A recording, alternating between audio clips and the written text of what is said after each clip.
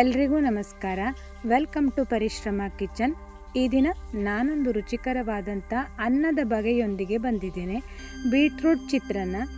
ನಿಮಗೆ ಕೇಳಿದ್ರೇ ಒಂದು ರೀತಿ ಆಶ್ಚರ್ಯ ಆಗ್ಬೋದು, ಬೀಟ್ರೂಟಿಂದನೂ ಚಿತ್ರಾನ್ನ ಮಾಡ್ತಾರೆ ಮತ್ತು ಅದು ರುಚಿಯಾಗತ್ತಾ ಅಂತ. ಯಾಕೆಂದರೆ ಬೀಟ್ರೂಟ್ ನಮ್ಮ ಆರೋಗ್ಯಕ್ಕೆ ಬಹಳನೇ ಒಳ್ಳೆಯದು, ಆದರೆ ಅದನ್ನು ತಿನ್ನೋದು ಅಷ್ಟೊಂದು ಇಷ್ಟ ಆಗಲ್ಲ ಎಲ್ರಿಗೂ.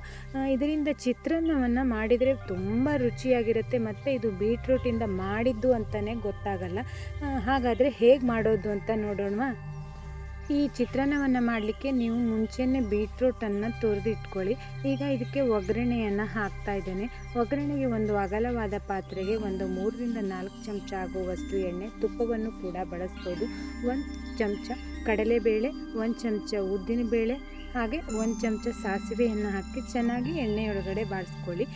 ನಂತರ ಇದಕ್ಕೆ ಒಂದು 2 ಕಡ್ಡಿ ಆಗುವಷ್ಟು ಕರಿಬೇವು, ಖಾರಕ್ಕೆ 4 ಹಸಿಮೆಣಸು, ಇದನ್ನು ಕೂಡ ಎಣ್ಣೆಯೊಳಗೆ ಚೆನ್ನಾಗಿ ಹುರ್ಕೊಂಡಾದಮೇಲೆ ಇದಕ್ಕೆ ಒಂದು ಅರ್ಧ ಕಪ್ ಆಗುವಷ್ಟು ಸಣ್ಣದಾಗಿ ಹೆಚ್ಚಿರುವಂತಹ ಈರುಳ್ಳಿಯನ್ನು ಕೂಡ ಎಣ್ಣೆಯೊಳಗಡೆ ಬಾಡಿಸ್ಕೊಳ್ಬೇಕು. ಇಲ್ಲಿ ನೋಡಿ, ಈರುಳ್ಳಿಯ ಬಣ್ಣ ಬದಲಾಗಿದೆ.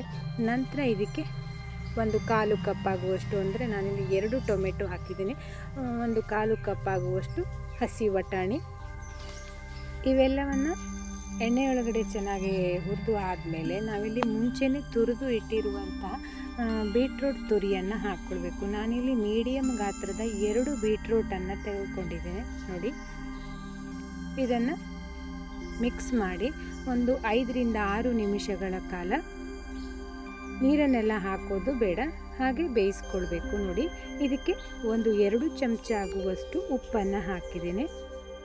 ಉಪ್ಪನ್ನು ಬೇಕಿದ್ರೆ ಕೊನೆಯಲ್ಲೂ ಅನ್ನವನ್ನು ಹಾಕಿದ ಮೇಲೆ ಹಾಕ್ಕೊಳ್ಬೋದು. ಅದಾದಮೇಲೆ ಈ ಒಗ್ಗರಣೆಯೊಟ್ಟಿಗೆ ಮಾಡಿಟ್ಕೊಂಡಿರುವಂಥ ಅನ್ನವನ್ನು ಸೇರಿಸಿ ಚೆನ್ನಾಗಿ ಮಿಕ್ಸ್ ಮಾಡಬೇಕು. ಹಾಗೆ ಇಲ್ಲಿ ಬೀಟ್ರೂಟು ಮತ್ತು ವಟಾಣಿ ಇವೆಲ್ಲ ತುಂಬ ಹೊತ್ತು ಬೇಯಿಸಬೇಕು ಅಂತಿಲ್ಲ, ಒಂದು 3/4 ಭಾಗದಷ್ಟು ಬೆಂದರೆ ಸಾಕಾಗತ್ತೆ. ಮೇಲ್ಗಡೆಯಿಂದ ಸಣ್ಣದಾಗಿ ಹೆಚ್ಚಿರುವಂಥ ಕೊತ್ತಂಬರಿ ಸೊಪ್ಪು, ಹಾಗೆ ಒಂದು ಅರ್ಧ ಕಡಿಯಾಗುವಷ್ಟು ಲಿಂಬೆಹಣ್ಣಿನ ರಸವನ್ನು ಹಾಕಿ ಪುನಃ ಮತ್ತೊಮ್ಮೆ ಮಿಕ್ಸ್ ಮಾಡಿ.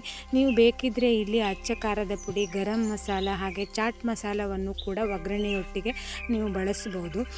ನಂತರ ಗಾರ್ನಿಷಿಗೋಸ್ಕರ ನಾನಿಲ್ಲಿ ತುಪ್ಪದಲ್ಲಿ ಹುರಿದಿರುವಂಥ ಶೇಂಗಾ ಮತ್ತು ಗೋಡಂಬಿಯನ್ನು ಹಾಕ್ತಿದ್ದೇನೆ.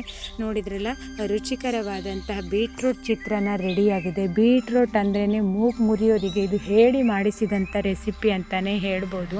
ಮಕ್ಕಳಿಗೆ, ಮನೆ ಮಂದಿಗೆಲ್ಲ ಇಷ್ಟ ಆಗುತ್ತೆ. ಒಂದು ರೀತಿ ಕಲರ್ಫುಲ್ ಆಗಿರೋದ್ರಿಂದ ಮಕ್ಕಳು ಕೂಡ ತುಂಬಾ ಇಷ್ಟಪಟ್ಟು ತಿಂತಾರೆ. ನಮ್ಮ ಆರೋಗ್ಯಕ್ಕಂತೂ ಬಹಳನೇ ಒಳ್ಳೆಯದು. ಖಂಡಿತ ಒಮ್ಮೆ ಟ್ರೈ ಮಾಡಿ ನೋಡಿ.